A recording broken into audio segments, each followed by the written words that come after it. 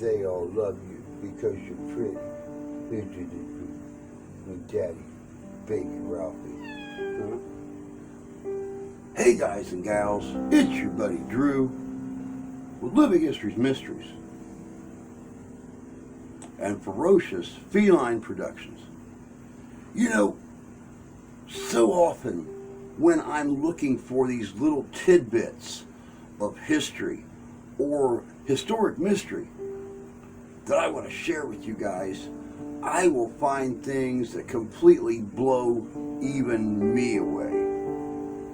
You know, I've spent over 30 years in the history field, reenacting history and researching history. And you know, since getting involved more in history's mysteries, I am finding things that just, I don't even know how to explain some of them. In today's video, I was looking for historic mysteries of some of the royals, and what I come across, there's just no way to put it into words. I mean, seriously, you have to check out the video. You got to check out the whole video to hear all these different stories about this individual. Because I mean, there are stories abundant about this individual. Check this out. This is good.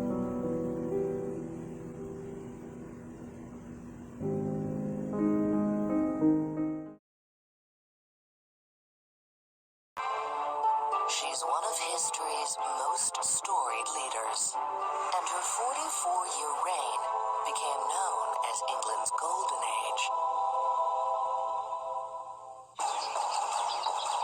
Yet for all her charisma and power, Queen Elizabeth I remained the Virgin Queen.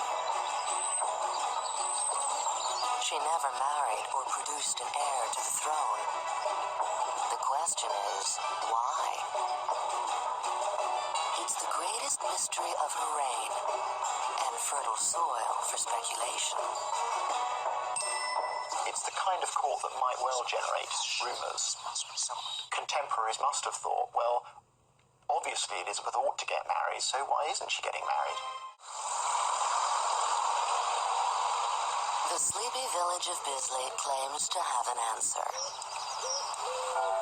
Located 85 miles outside of London, it hasn't changed much today.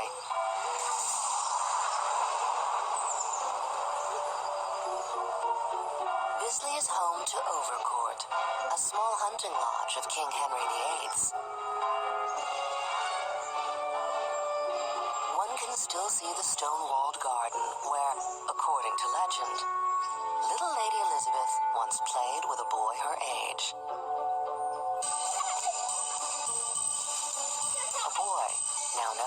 Bisley Boy.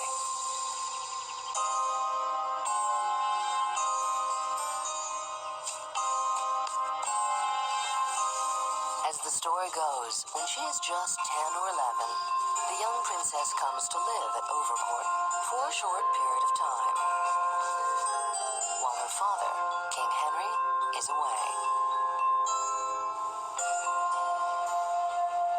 One day while playing, Elizabeth falls seriously ill. Her manservant and maidservant were absolutely terrified because there was a visit of the king coming very shortly to see his daughter. In a matter of hours, she dies. They were extremely concerned that they might have the heads chopped off because he was rather prone to taking draconian action for people who displeased him.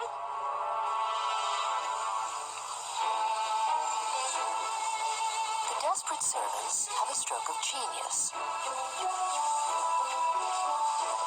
They'll substitute a local child for the dead princess. One who resembles her in age, hair color, and complexion. The only problem? It's a boy.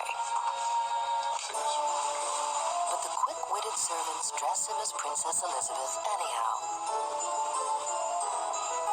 According to legend, the Bisley Boy was related to Henry VIII, which would have accounted for the resemblance.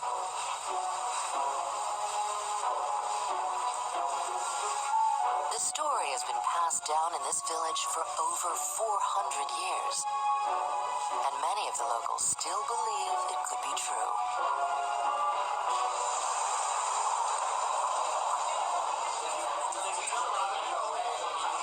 When you go back in history and you look at the way that she was described later on in her adult life, there does start to become some form of semblance of possibly the truth about it. And it is rumoured that this sickly child, having spent time in the country with her bad teeth through eating sweetmeats and her poor complexion, returns to the capital with strong, healthy teeth and a very rosy complexion and a sort of masculine build. So, if indeed a resident of Bisley did sit on the throne of England for a number of years, then we're not going to knock it, are we? Quite appropriate, Colin. Yeah, I think so. Very appropriate indeed. More than appropriate, yes. For centuries, towns near the village of Bisley celebrated May Day by dressing up a boy in the clothing of a female Tudor royal. The legend provides a nice piece of local color, but much of the story seems outlandish. For one thing, wouldn't King Henry have noticed a change in his daughter? Surprisingly, maybe not. Elizabeth barely saw her father. The relationship wasn't bad in the sense that they had quarrels or there was tension between them because essentially they were alienated from each other. The deadbeat dad may never have noticed the gender switch. Elizabeth was a forsaken child. She was someone very rarely referred to. She was basically sort of a skeleton in the family cupboard. You know, someone to be forgotten, to be farmed out to some country house. In fact, there was good reason to pack Elizabeth off to the country. At the time, London was in the throes of an epidemic, the sweating sickness. Sweating sickness was particularly virulent in the 1540s and the 1550s. London was a dirty, smelly, unsavory, unhygienic place. Once a victim was infected, the disease could kill within hours. The plagued city was not a safe place for the royal family. Whenever there was plague in London, the royal family tried to move out because the plague was very much associated with the urban environment. So it's quite possible that Elizabeth would be taken out of London into a country house.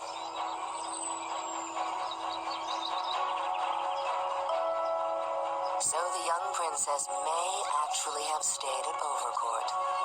But for most people, the idea that she died there and was replaced by a boy seems more folklore than reality. But in the late 1800s, the Bisley boy story is bolstered when the vicar of the local church makes a startling discovery. He claims he found a coffin containing a skeleton of the girl born Princess Elizabeth. It is believed that he then reburied the bones. Archaeologist Mark Horton has traveled here from Bristol to examine the coffin. Well, so this is a coffin, all right, a stone coffin.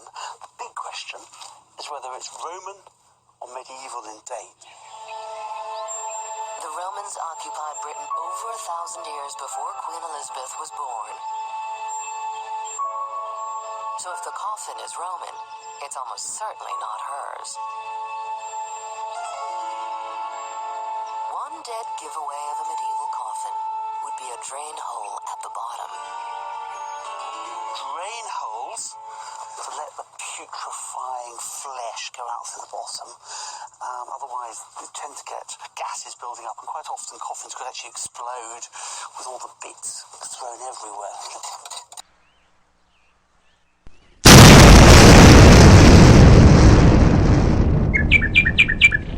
Possibly something there, I don't know. Ah! There it is. What's that there? Horton can now deduce the approximate date of the coffin. The fact it's got drain holes in the bottom makes certain that it's a medieval coffin rather than, say, a Roman coffin. There were lots of Roman coffins around here. This is an area much occupied by the Romans. So the fact is this is a medieval coffin, and I would judge it to date between the 13th and early 14th century. That would be around 200 or 300 years before the young Elizabeth was said to have died at Bisley, around 1543. It's made of... Despite his skepticism, Horton says the age of the coffin doesn't completely rule out the possibility that Elizabeth was buried in it. Whoever was in there would have been reusing the coffin from 200-300 years before. And if that's the case, then maybe the 16th century is a reasonable context, because at that time it was during the English Reformation, churches were being despoiled, abbeys were being dug up and being destroyed. So the likelihood is that there are quite a lot of these coffins just lying around. If it were the case that Princess Elizabeth died here, the body would have to have been buried very quickly, and therefore the body would have been put in a possibly an existing coffin. Then in 1910, the story catches fire when the hottest author of the day gives the Bisley tale some fresh air. Author Bram Stoker gained fame when he published a classic, Dracula. 13 years later, in his new book, Famous Impostors, the popular and well-regarded author devotes an entire chapter to the Bisley story. According to Stoker, there were many clues. There are quite sufficient indications throughout the early life of Queen Elizabeth that there was some secret which she kept religiously guarded.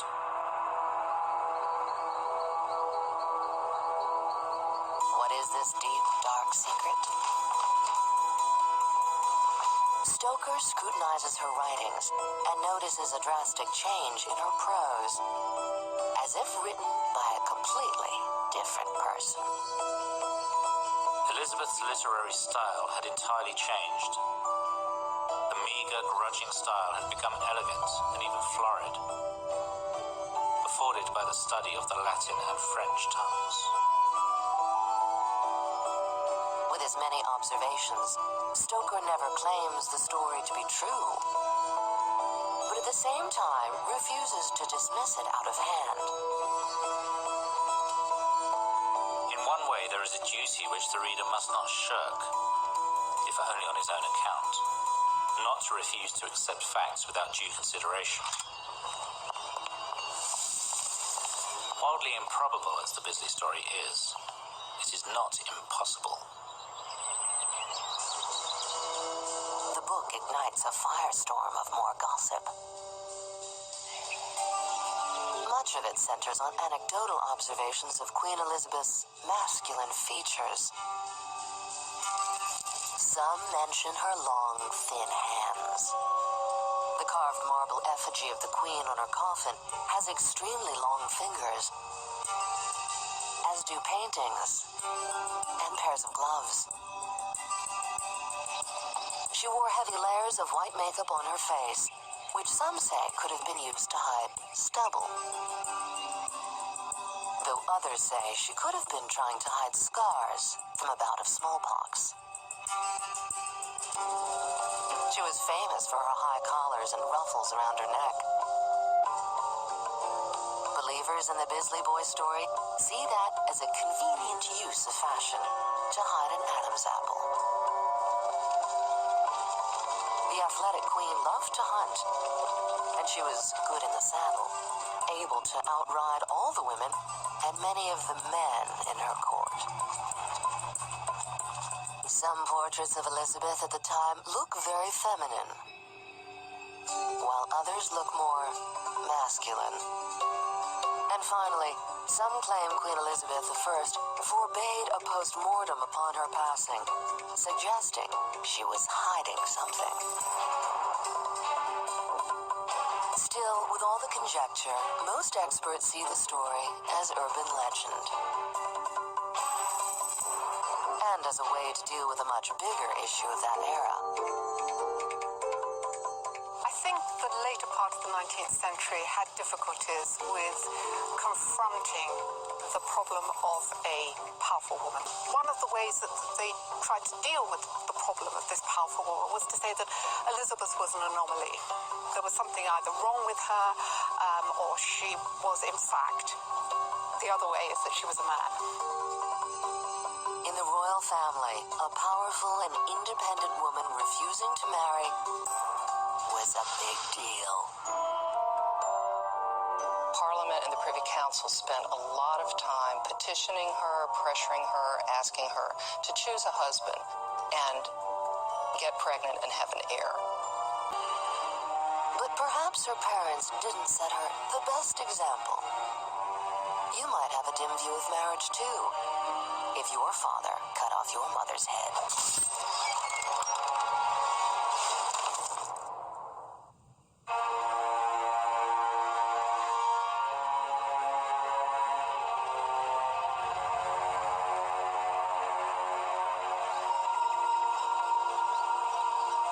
Elizabeth I's gender counted against her from the moment she was born. It was a strike against her mother as well, Anne Boleyn. I think Henry was disappointed that Elizabeth was daughter. I think he was obviously hoping for a son. Anne Boleyn was King Henry's second wife. His first, Catherine of Aragon, had borne him a daughter, Mary. When Catherine was almost past childbearing age, a young, attractive, and flirtatious Anne became the apple of the king's eye.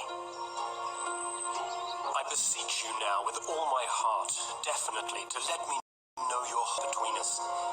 For necessity compels me to plague you for a reply, having been for more than a year now struck by the dart of love, and being uncertain either of failure or of finding a place in your heart and affection. Henry's love letters to Anne gush with a fervent desire to marry her. But the Pope refuses to grant him a divorce. Then King Henry has a great idea. He decides to leave the Catholic Church and declare himself divine leader of the Church of England. He petitions to the church courts to have his marriage with Catherine annulled. But before they act, Anne gets pregnant. everyone convinced themselves it was bound to be a boy. Certainly Henry did.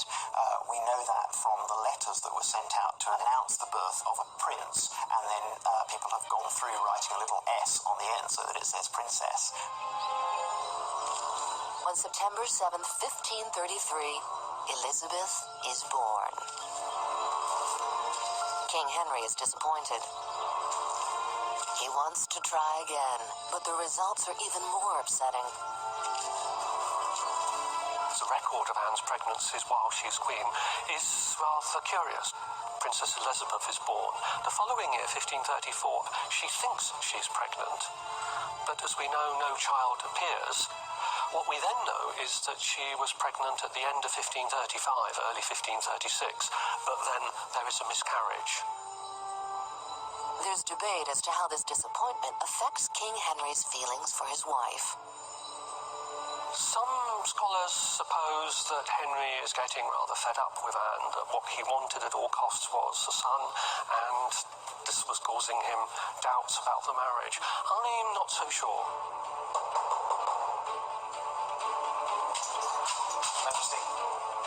What is certain is shortly after the miscarriage, King Henry has the Queen arrested and imprisoned in the Tower of London.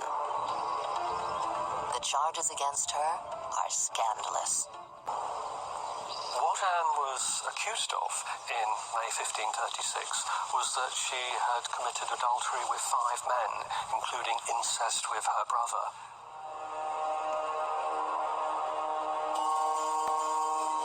The rumours that Anne Boleyn was having affairs, it's difficult to trace exactly how they reached Henry. But when Henry learnt about them, he appears to have believed them.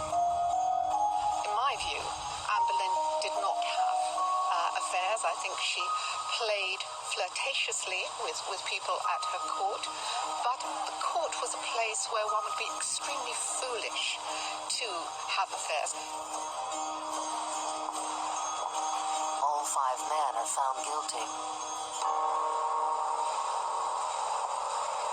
They were executed, and painfully so. There was no escape for them. There's no escape for the Queen either. King Henry wants to ground his wife, Tudor style. Princess Elizabeth's mother, Anne Boleyn, is ordered beheaded by her father. Elizabeth is not yet 3 years old. If you're found guilty of treason, hanging, drawing, quartering, disemboweling, your body dismembered, tarred, pickled, stuck on gates or bridges, was a warning. For you to suffer the dignity of Anne Boleyn's death, simply beheading, was a great act of mercy and compassion. And in the circumstances, one that most people would beg for. King Henry's final gesture of affection for his wife is to hire an executioner from France to chop off her head. A sword was cleaner and quicker than an axe, which could take 2 swings. Quite often, either due to nerves or drink, the executioner did bungle executions. It was common practice. That's why you get the practice of the victim often paying the executioner something.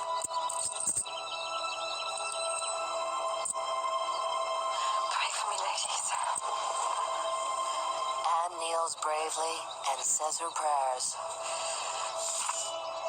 The executioner picks up his sword behind her. To Jesus Christ. Then just before striking, he asks for his sword, God have mercy on so the Queen doesn't know it's coming. Give me my sword.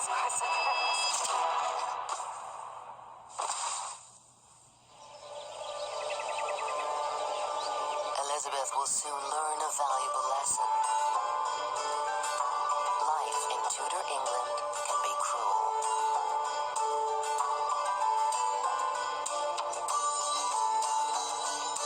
The charges of adultery may not have been true, but if they were, they would raise a provocative question. if Anne Boleyn was sleeping round, it is possible that Princess Elizabeth, born in September 1533, might just possibly not have been Henry VIII's daughter. Who knows? It is just possible. In the end, probably unlikely. It's one of these things which is unprovable, but it's worth just leaving the possibility open. Upon the death of her mother, Elizabeth takes another blow. She is shunned and removed from the line of succession to the throne. King Henry marries his third wife, Jane Seymour, and she gives him the son he had always wanted, Prince Edward. And it was only about 1543 that Henry began to think again about the succession and realized that it was very insecure. He only had one young son, and he needed to ensure that it would continue within his line by making both Mary and Elizabeth his heirs. Now at the age of 10, Princess Elizabeth is officially reinstated and third in line to the throne. Just 3 years later, when she's 13, her father, King Henry VIII, dies. The young princess moves in with her stepmother, who quickly marries a close friend, Thomas Seymour. What happens next between the princess and her stepfather will be a scandal. One so salacious, it may be the reason she avoided marriage entirely. Please stop.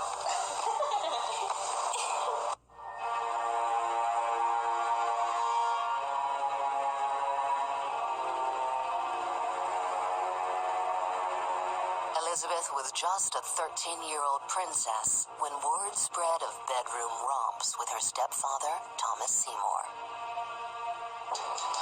We have evidence from eyewitnesses of Thomas Seymour coming into his stepdaughter's bedroom in the morning and waking her up before she had put on her clothes for the day. So she was in bed in her bedclothes, tickling her, having sort of a sexualized teasing. He slaps her buttocks and holds her in long embraces. Many in her court find the relationship inappropriate.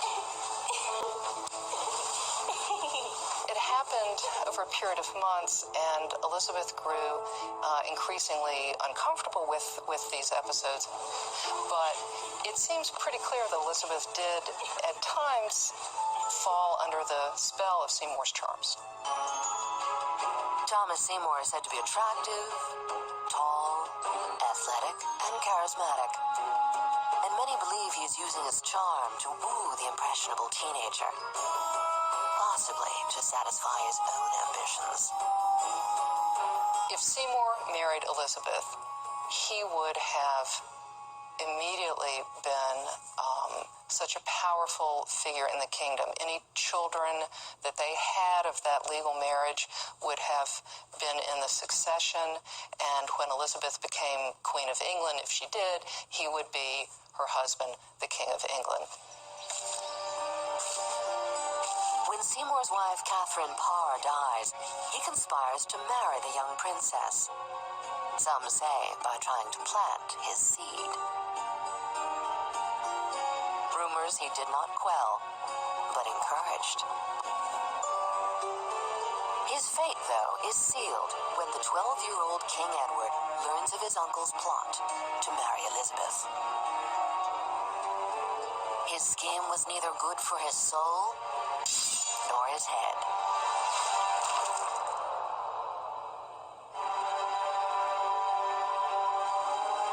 As for Elizabeth, Thomas's death has a lasting effect, one that would haunt her for the rest of her life. Yet, was the Seymour affair enough to put her off marriage? Many people have things happen to them in their childhood or their early adolescence that don't predetermine their whole life. So to say that this Seymour episode cemented in Elizabeth the opinion that she would never marry, I think is overreaching.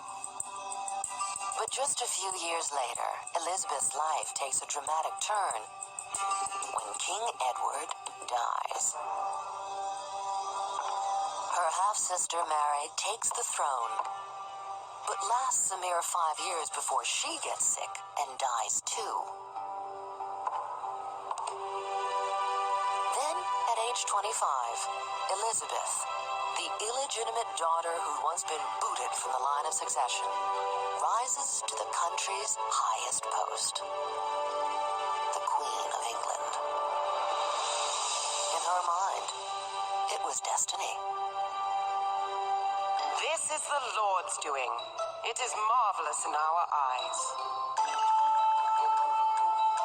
Elizabeth was a very young, healthy young woman when she succeeded to the throne in 1558. She was a superb horsewoman, very powerful constitution. Dr. Rita Backen, a psychologist from Simon Fraser University, compares Queen Elizabeth's physical traits with a genetic condition which is now called complete androgen insensitivity syndrome.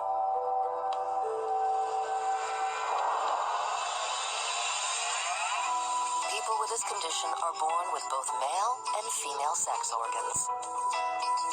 It is estimated to happen in 1 in 20,000 babies. At birth, a baby appears to have female genitalia. However, a gynecological examination would reveal no uterus or ovaries, but instead, undescended testicles. The testes produce testosterone, but the body doesn't recognize it, so the person develops the appearance of a female. When the child is born, which will be like a normal female baby, nothing else to notice. So nobody will know whether there is any problem until the person will grow, reaches puberty. That's the time the difference will be noticed. The late Dr. Backen's paper suggests this may have happened with Elizabeth. At birth, the midwives and doctors determined her to be a female. But at puberty, Elizabeth may have noticed the condition and decided to avoid any sexual relations. If the theory is true, it would have been Elizabeth's biggest secret, and possibly the reason she didn't marry. On her deathbed, reports claim that Queen Elizabeth firmly decreed that under no condition should her body be embalmed. Was Queen Elizabeth hiding something? The study makes the case that Elizabeth had many characteristics, sometimes associated with complete androgen insensitivity syndrome, and that individuals typically present as attractive, intelligent, and practical. And females are above average height, slim, active, athletic, with notably long and beautiful hands. But obviously, not every woman with these traits has this condition.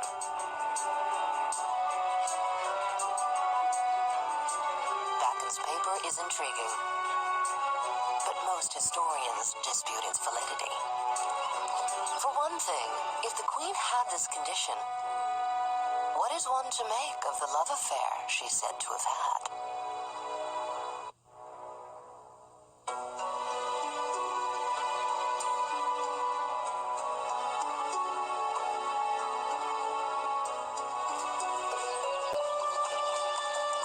Rumors have swirled for years that Queen Elizabeth I had one true love. His name was Lord Robert Dudley, her horseman. She had one great weakness and one great passion, I believe. Just one. Just one. That was Robert Dudley. Dudley was extremely attractive. He was close to her in that he was made master of the horse, and so he was physically close to her, spending time with her when she was doing her favorite activities, hunting and riding. I'm pretty sure from the descriptions that Elizabeth was, as I said, in love with him. Her letters to Dudley hint at their closeness. You are like my little dog. When people see you, they know I am nearby. But as queen, Elizabeth had to be careful of her public image. As she learned early in life, her romantic relations were never her own. Every decision affected the entire country. And as soon as she took the throne, there was one question on everyone's mind. Immediately people say, you're young, who are you going to marry? We must have a male heir. And this dominates the first 10 years of Elizabeth's reign. In 16th century monarchy, marriage was less about love and more about political alliances. She would engage in marriage negotiations with foreign rulers. However, these negotiations are overshadowed by the presence of Robert Dudley, whom I think Elizabeth was infatuated with. It has been said that Elizabeth led with her head, not with her heart. But she did struggle with her feelings for Robert Dudley, who, according to rumors, she wanted to marry.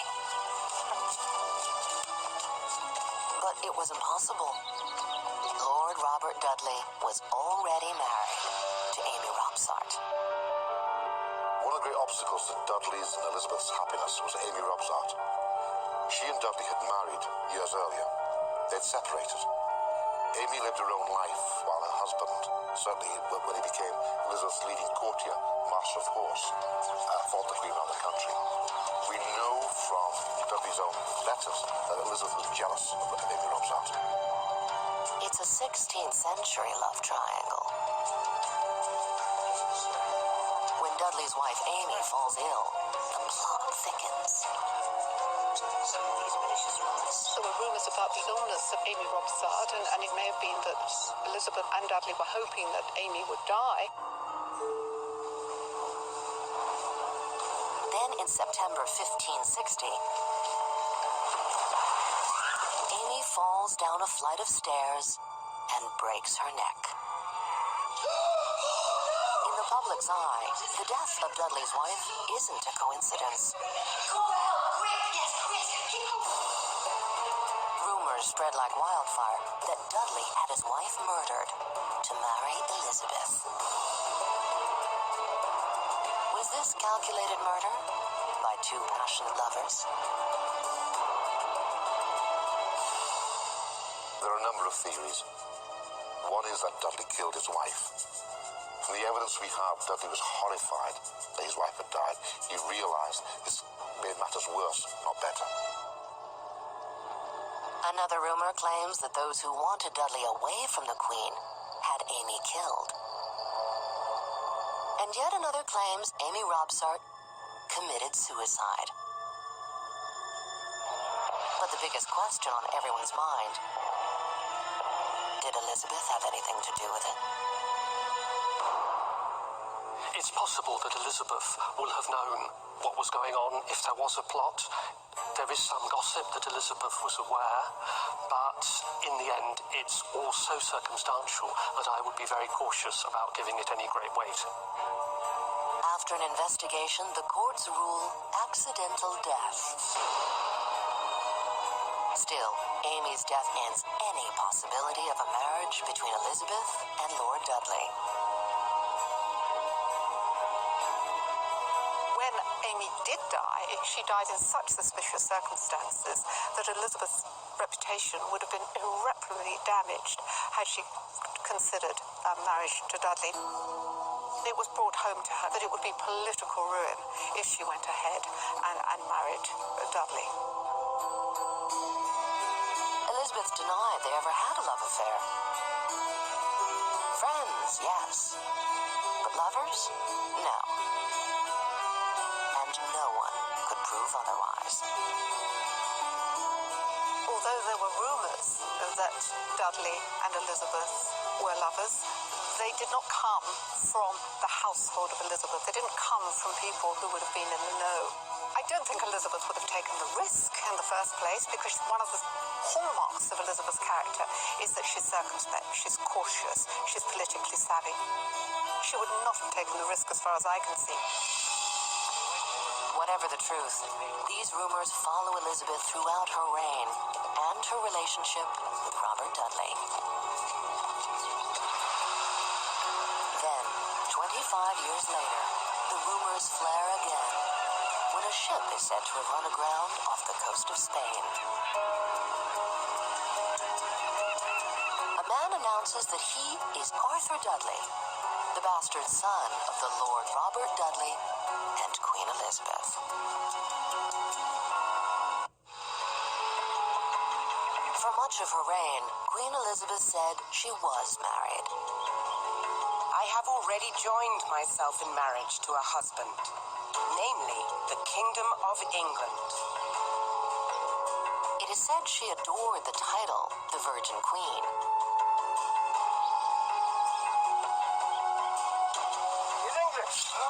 But there was one man who claimed to be the proof I am Queen Elizabeth, and that she wasn't a virgin at all.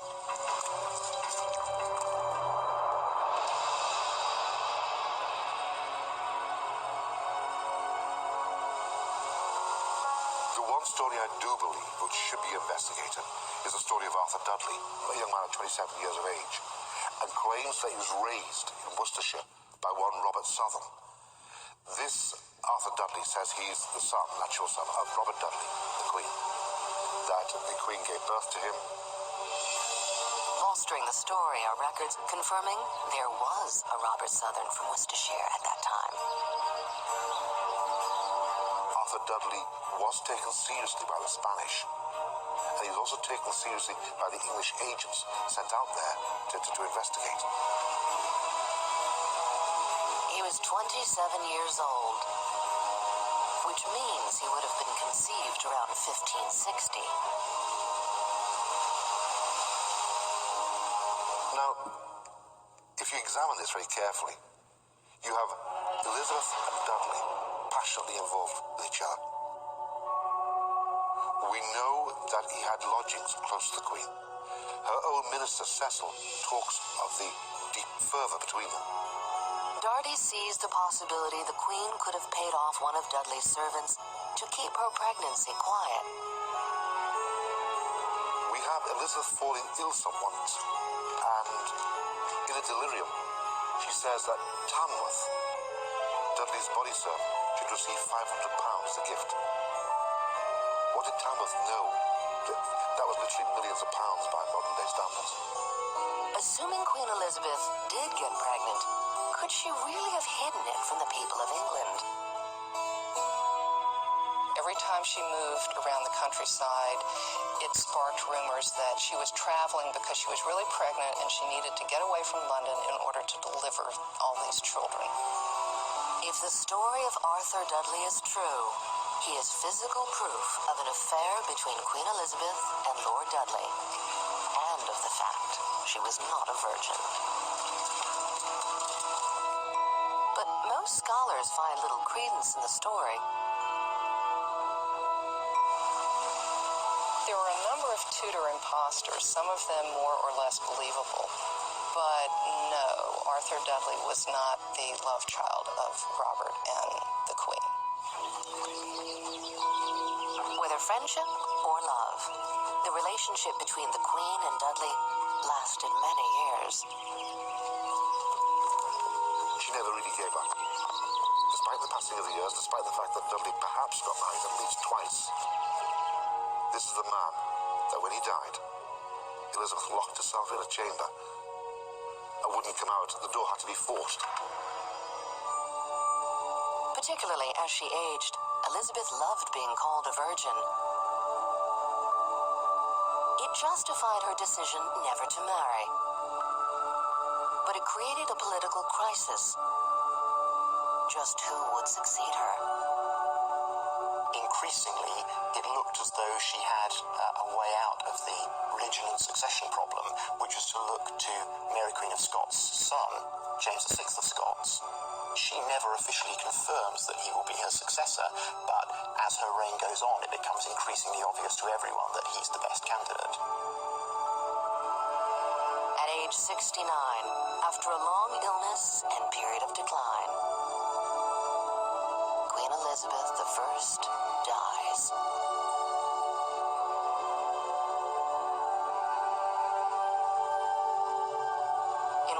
request to Parliament, she asked to be remembered as the Queen without a husband. And in the end, this shall be for me sufficient, that a marble stone shall declare that a queen having reigned such a time lived and died a virgin.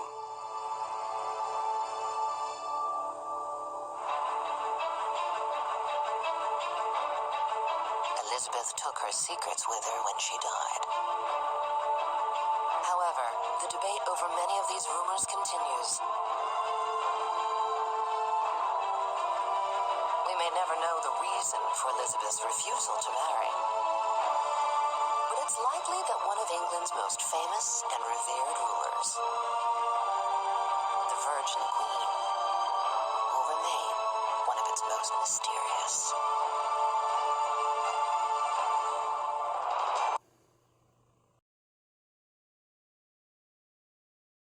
Welcome back. You know, it's like I said in the beginning. I go looking for one thing in particular, and I find so much more.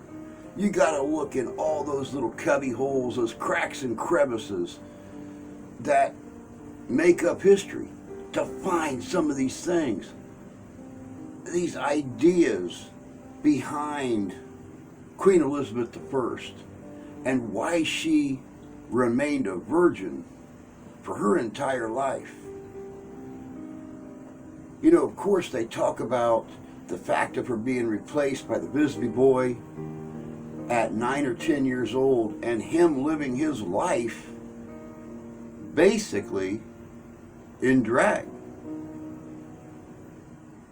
Of course, that wouldn't explain some of the rumored love affairs. So what other option is there?